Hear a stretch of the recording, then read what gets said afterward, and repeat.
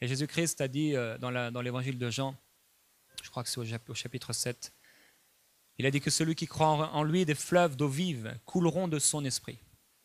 Quand j'ai lu cette parole, et je l'ai lu plusieurs fois, je la lisais comme beaucoup de gens, jusqu'à ce qu'un jour je me dise, mais si Jésus a dit ça, c'est qu'il doit avoir une certaine réalité.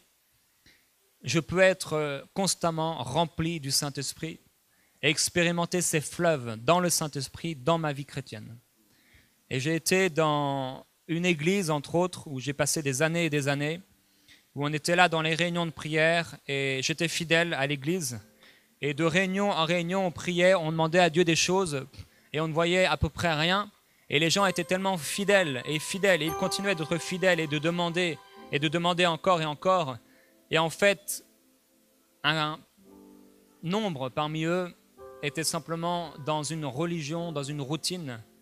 Et on se regardait les uns les autres et on pensait que c'était ça la vie chrétienne. Et si vous avez cru que c'est ça la vie chrétienne, c'est vivre d'une façon complètement naturelle, vous vous êtes complètement trompé sur ce qu'est la réalité chrétienne, vivre avec le Seigneur Jésus-Christ. La vie chrétienne, ce n'est pas une vie où on est là simplement à lire la Bible et à aller à l'église, mais la vie avec Christ. La vie chrétienne, c'est effectivement une vie avec Christ, dans le Saint-Esprit, dans sa présence glorieuse. Et ces fleuves d'eau vive, si Jésus en a parlé, s'il a dit que celui qui croirait en lui, il y aurait des fleuves d'eau vive qui couleraient de son esprit, il n'a pas dit que ce serait un verre d'eau, il n'a pas dit que ce serait quelques gouttes qui tomberaient du ciel, il a dit que ce serait des fleuves, non pas même seulement une source, mais des fleuves d'eau vive, qui couleraient de notre esprit, si nous croyons en lui. Je me suis approprié cette parole et j'ai commencé à expérimenter ces fleuves d'eau vive, où il te remplit constamment et constamment et constamment. Et tu es obligé de demander aux gens d'arrêter de louer parce que sinon tu ne t'arrêteras jamais. Tellement il te remplit à déborder. Et tu peux prier et prier et prier dans l'esprit. Et il t'amène dans ces fleuves nouveaux, des révélations fraîches dans sa parole. Tout à coup, la parole de Dieu, ce n'est pas quelque chose de religieux. La parole de Dieu, ce n'est pas quelque chose, une parole morte. Mais Jésus a dit, mes paroles sont esprit et vie. Sa parole est vivante, elle est créatrice. Lorsque nous la lisons avec un cœur assoiffé qui croit, cette parole produit la vie en nous. Et si vous croyez que ces fleuves d'eau vive peuvent vous remplir, ils vous rempliront. Et vous serez tellement débordés, tellement débordants de sa présence, qu'on ne vous reconnaîtra plus. Vous ne serez plus jamais la même personne. Quand vous allez rencontrer sa gloire, quand il va vous toucher avec sa main, vous ne serez plus jamais les mêmes. La libération, la délivrance, la paix, l'amour, la restauration, la joie, la gloire du Seigneur Jésus-Christ, ce sera des choses que vous expérimenterez régulièrement. La présence de Dieu est pour son peuple. Ça n'est pas normal que son peuple soit parfois encore plus triste, encore plus malheureux que ceux qui ne connaissent pas le Seigneur. Les choses révélées sont pour nous et pour nos enfants. Les choses cachées sont pour le monde. Le Dieu de ce monde a aveuglé leur intelligence pour qu'ils ne voient pas briller la gloire du Seigneur Jésus-Christ. Mais nous pouvons voir briller la gloire de Dieu. On peut voir la gloire du Seigneur Jésus-Christ dans notre vie personnelle. Non pas seulement des mots, non pas seulement des principes religieux, non pas seulement des versets, mais une réalité divine dans nos cœurs, dans nos corps même. L'expérience de la présence de Dieu, l'expérience de la présence du Saint-Esprit, lorsqu'il te remplit, il te remplit, il te remplit, il te remplit et il ne reste plus rien de toi. La présence de Dieu. Le Seigneur veut remplir son peuple. Il veut tellement remplir son peuple. Il amène Ézéchiel devant cette vallée d'ossements desséchés et lui dit, parle maintenant. Il lui dit d'abord, est-ce que ces eaux pourront revivre? Ézéchiel dit comme la plupart des chrétiens, Seigneur, c'est toi qui sais. Il pense d'une façon religieuse, comme beaucoup de gens aujourd'hui, comme beaucoup de chrétiens, si Dieu le veut, il le fera. Non, ça ne se passe pas comme ça, puisqu'il veut que tout le monde soit sauvé, et tout le monde n'est pas sauvé. Il veut que tout le monde soit rempli du Saint-Esprit à déborder, et tout le monde n'est pas rempli du Saint-Esprit à déborder. Mais c'est seulement pour ceux qui demandent, et ceux qui croient. C'est eux qui peuvent recevoir. Alors il dit à Ézéchiel, non, c'est pas moi, mais c'est toi, parle maintenant, prophétise. Ai-je la puissance de faire ressusciter cette armée morte? Parle maintenant. Il a commencé à prophétiser. Quand il a commencé à prophétiser, il a entendu d'abord un craquement. Il a entendu un son, il a entendu un bruit. Parfois, lorsque le Saint-Esprit se manifeste, c'est simplement un son. Parfois, c'est lointain. Parfois, ça paraît être un écho. C'est quelque chose de loin qui vient, comme un son lointain. Mais c'est le Saint-Esprit. La Bible dit qu'à un moment, Dieu est venu. Et il est venu comme dans une armée. Et on a simplement entendu comme des traces de pas. C'était l'Éternel Dieu qui commençait à arriver. Le royaume de Dieu ne vient pas de façon à frapper les regards. Le royaume de Dieu peut être ici sans même qu'on ne le voie si on a un cœur fermé. Le royaume de Dieu et le Fils de Dieu peut être même devant vous. Et si vous avez le cœur fermé, vous ne le reconnaîtrez pas. C'est ce qui est arrivé aux pharisiens. Pourquoi? Ils étaient dans une routine. Ils étaient dans une religion. Ils refusaient de sortir de leurs limites religieuses. Et c'est pour ça que quand le Fils de Dieu, celui en qui pourtant ils auraient pu avoir tout pleinement, ils n'ont rien reçu de lui. Parce qu'ils étaient incrédules, parce qu'ils étaient méchants, parce qu'ils étaient pervers. Parce qu'ils n'étaient pas intéressés aux choses du royaume de Dieu. Il y en a peut-être parmi vous, vous n'êtes pas intéressés aux choses du royaume de Dieu. Vous êtes intéressés à bien paraître, vous êtes intéressés à ce qu'on s'intéresse à vous, vous êtes plein d'orgueil et le Seigneur veut vous libérer. Mais gloire à Dieu, ce n'est pas le cas de beaucoup. Le Seigneur veut remplir son peuple. Il vient d'une façon douce. Il vient comme quelqu'un qu'on pourrait entendre, juste un bruit, juste un son. On sait que quand le serviteur était là, il a entendu des fracas, il a entendu des tonnerres et Dieu n'était pas là. Il était dans un calme, dans une douceur céleste. Parfois Dieu vient te toucher et si tu méprises ce commencement, tu ne pourras jamais aller plus loin. Dieu vient nous toucher parfois et ça commence avec un petit craquement. Mais s'il n'y a pas ce craquement, les os ne se mettent pas ensemble. Et si les os ne se mettent pas ensemble, les tendons ne commencent pas à pousser. Et la chair ne viendra pas. Et la respiration ne viendra pas. Et parfois, Dieu nous pousse à aller dans une direction. Et il faut écouter la voix du bon berger. Il est le bon berger. Il a donné sa vie pour nous diriger. Ça n'est pas normal de ne pas savoir où on va. Ça n'est pas, en tout cas, normal de ne pas savoir que nous avons une destinée. Et ça n'est pas normal de ne pas avancer quelque part. On doit aller en direction de la gloire de Dieu. Plus en plus qu'on avance et de plus en plus on s'approche de lui. Mon désir, c'est de le connaître. L'apôtre Paul avait tout vu. Il avait tout connu. Et pourtant, à la fin de son ministère, il dira encore, mon désir, c'est de le connaître lui, la puissance de sa résurrection et la communion de ses souffrances. La grâce de pouvoir souffrir pour celui qui nous a aimés.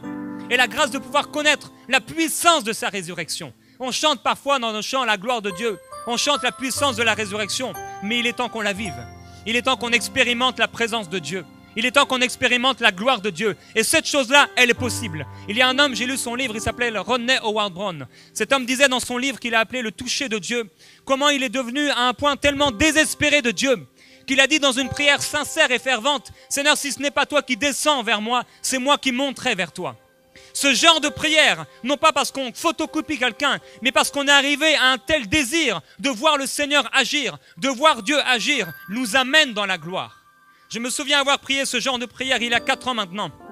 Et j'ai prié moi-même sur mon lit, de tout mon cœur, jusqu'à ne plus pouvoir crier, jusqu'à ne plus pouvoir parler. Seigneur, je veux voir ta gloire. Je veux que tu me touches. Je veux voir ta puissance. Seigneur, je veux être rempli de tes fleuves d'eau vive. Je veux voir ta gloire, jusqu'à ne plus vouloir vivre si sa gloire ne descend pas.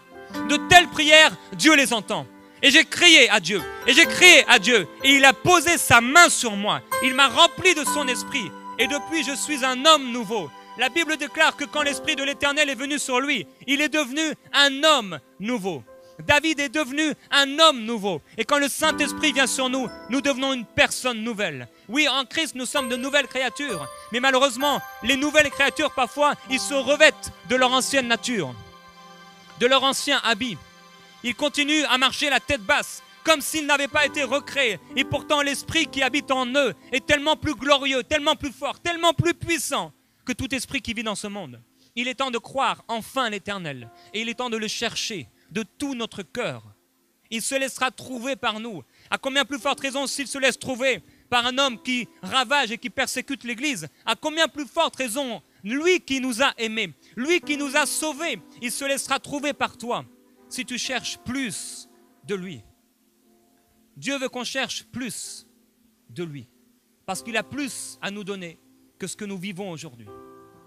C'est une histoire d'amour entre lui et toi. C'est une histoire d'intimité, c'est une histoire de cœur. C'est une histoire de ton cœur. Qu'est-ce qui anime ton cœur? Qu'est-ce qui anime? Quel est l'objet de tes recherches? Quel est l'objet de tes désirs? Quelles sont tes prières? Et vers quoi se tourne tous les jours ton regard, tous les jours tes pensées, tous les jours tes prières? Si tu veux qu'il t'habite, il viendra habiter un temple qui est saint. Il viendra habiter un temple dans lequel il aura toute la place d'agir. Si tu veux plus de lui, il te demandera plus de toi. Il te demandera tout ce que tu as. Et il viendra te remplir de sa glorieuse présence. Dieu vous appelle et il t'appelle personnellement à le rechercher, à des temps d'intimité où tu es dans ta maison, dans ta chambre de prière, à le chercher de tout ton cœur, jusqu'à être rempli par lui, jusqu'à le trouver. Oui, le chercher jusqu'à le trouver.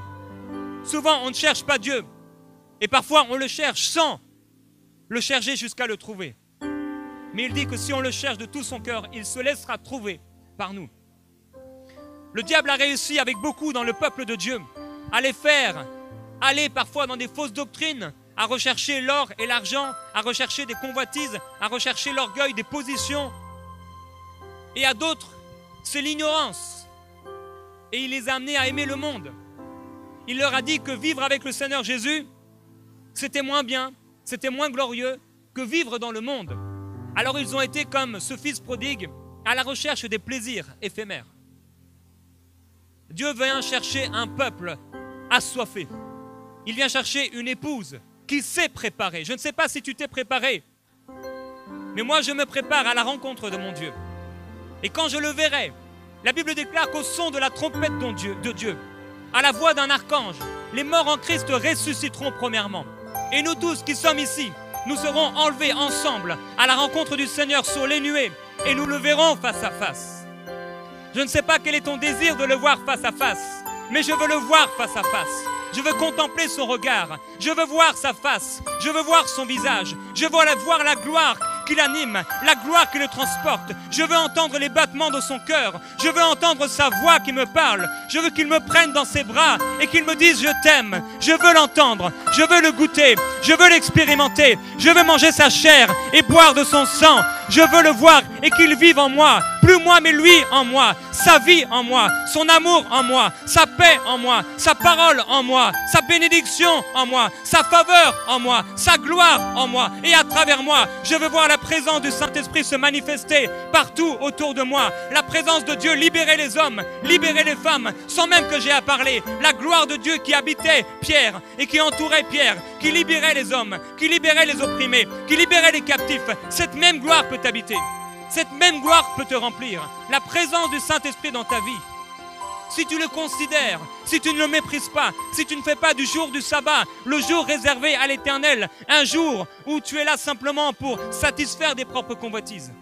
Si tu ne vis pas ta vie pour satisfaire des propres convoitises, mais que tu vis ta vie comme un culte agréable en tout temps pour lui, une vie agréable à lui.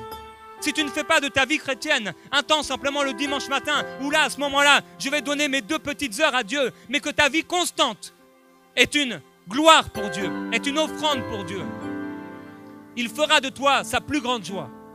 Il t'amènera dans des hauteurs spirituelles, dans des positions très élevées. Et comme les biches, tu iras dans ces positions élevées.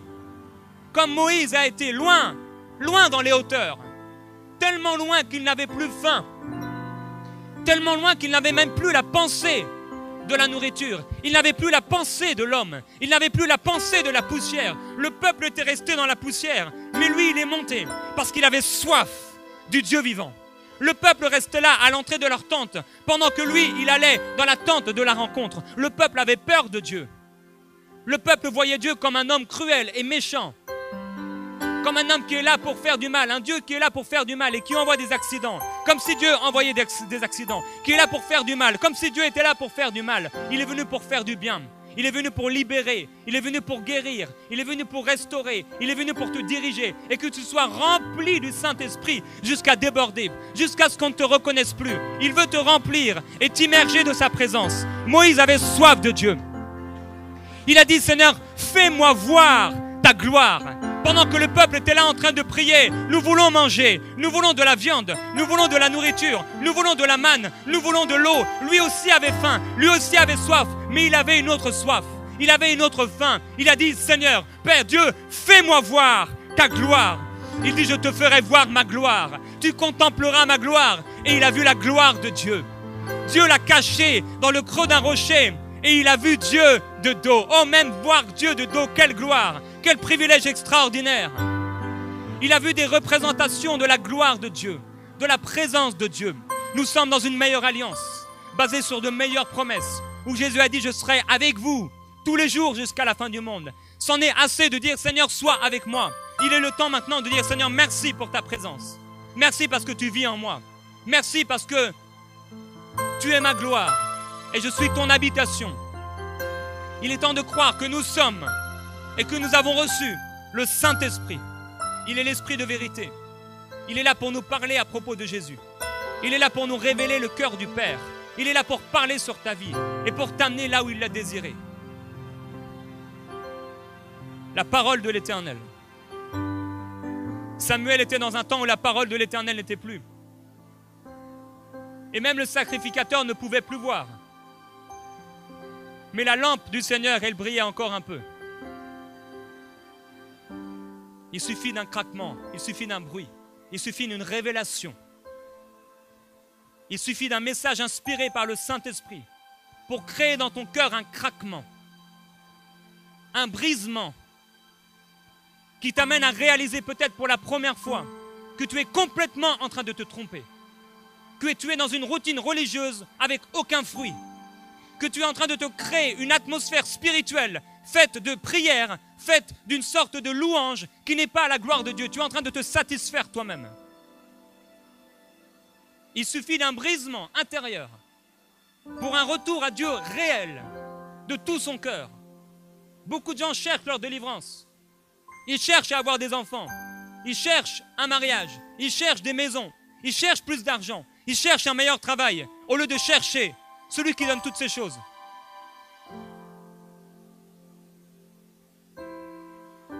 Je prie que la gloire du Seigneur Jésus-Christ, vous puissiez l'expérimenter.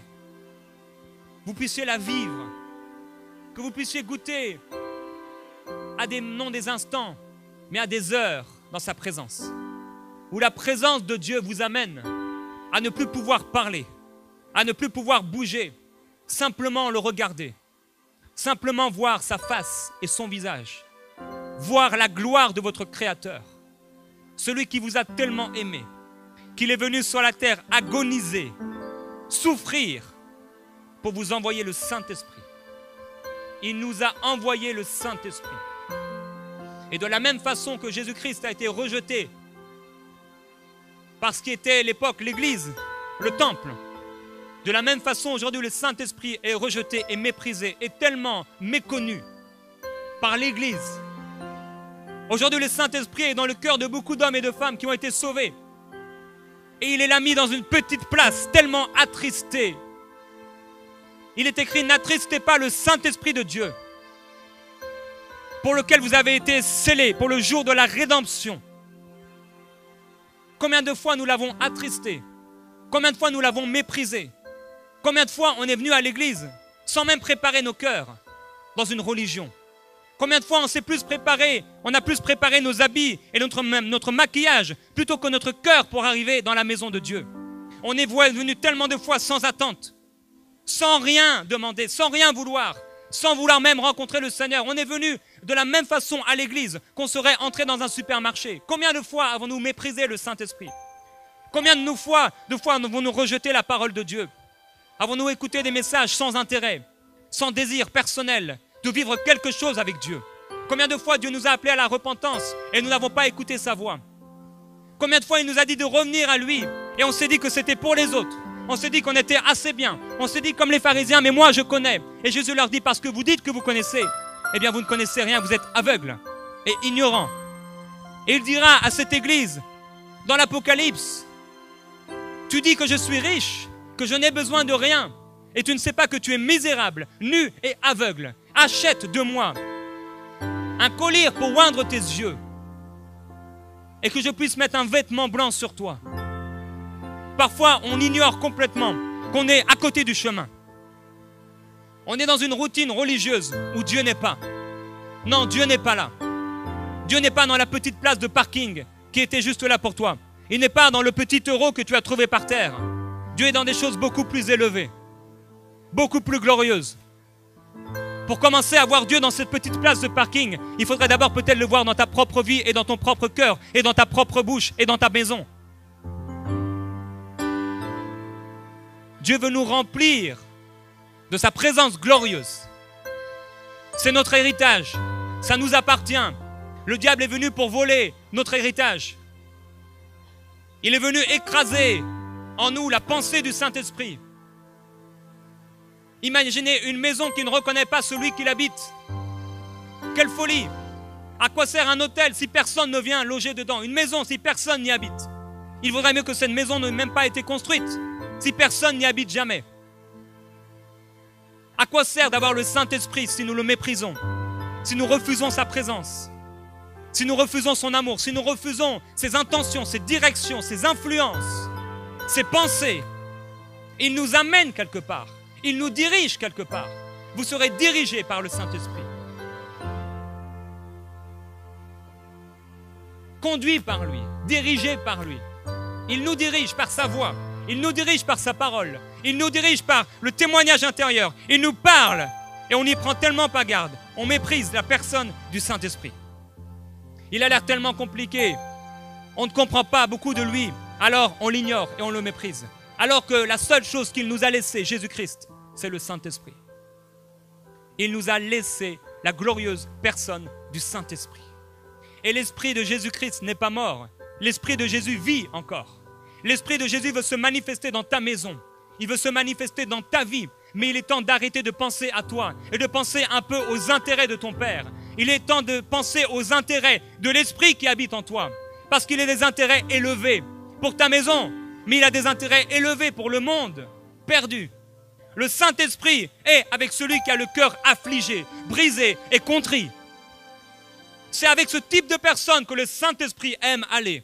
Non pas avec eux, ceux qui sont pleins d'orgueil, pleins de désirs égoïstes, mais il est avec ceux qui sont brisés de cœur. Seigneur, fais revivre ton œuvre. Fais revivre ton œuvre. Il se révèle à celui qui a soif. Sa présence glorieuse, elle vient se manifester pour celui qui a faim et soif de plus de lui. Il ne viendra pas donner à boire et à manger à celui qui est déjà rassasié. La Bible nous dit que celui qui est rassasié, il foule aux pieds le miel. Mais celui qui est affamé, il mange et il est prêt à manger presque tout ce qu'on lui donnera. Quand tu es affamé par lui, affamé de lui, toute parole qui sort de la bouche de Dieu est une nourriture pour ton âme. Tu ne méprises plus sa parole. Tu as un intérêt pour sa parole. Et lorsque tu la médites, c'est avec un cœur ouvert. Tu ne la lis pas comme on pourrait lire un livre. Mais lorsque tu lis cette parole devient vivante en toi. Il est dit ici, juste en passage, qui dit que Daniel, 3 fois par jour, se mettait à prier et à louer Dieu. N'est-ce pas étonnant que Dieu l'ait délivré de la fosse au lion? Non, ce n'est pas étonnant, parce qu'il avait déjà été dans cette fosse en prière. Il avait déjà été dans cette fosse en louange à Dieu. Il avait déjà été offert à Dieu. Il s'était déjà offert à Dieu, corps, âme, esprit. Alors lorsqu'il était dans cette fosse au lion, les lions l'ont trouvé inconsommable. Ce n'était pas de la nourriture. C'était l'esprit de l'Éternel dans cette fosse aux lions. Et ces lions ont mangé une autre nourriture. Jésus dira, moi j'ai une autre nourriture. Il était là auprès de cette femme et il l'a amenée à lui. Il lui a parlé de ces fleuves d'eau vive. Il lui a parlé de cette eau qu'elle venait constamment chercher. Elle venait constamment chercher. Et comme elle venait constamment chercher des maris et des relations, de la même façon, elle venait constamment chercher cette eau. Et elle n'était pas rassasiée. Ou en tout cas, elle n'était pas abreuvée. Et Jésus lui dit, mais tu n'es pas abreuvé. Il lui montre qu'elle n'est pas abreuvée, qu'elle recherche constamment cette eau. Il lui dit, moi je suis prêt à te donner une eau avec laquelle tu n'auras plus jamais soif. Cette femme a été bouleversée. Elle est partie aller annoncer. Et quand les disciples sont arrivés, ils ont été surpris d'abord, premièrement, de la voir avec une femme. Et les disciples étaient là pressant Jésus de manger. Ils avaient été faire les courses et ils le pressaient de manger. Beaucoup de gens sont pressés dans le monde. Tellement pressés, les occupations, le crédit à rembourser, les enfants à s'occuper, le travail. On est tellement pressés et le monde nous presse. Et de plus en plus, même le seul temps libre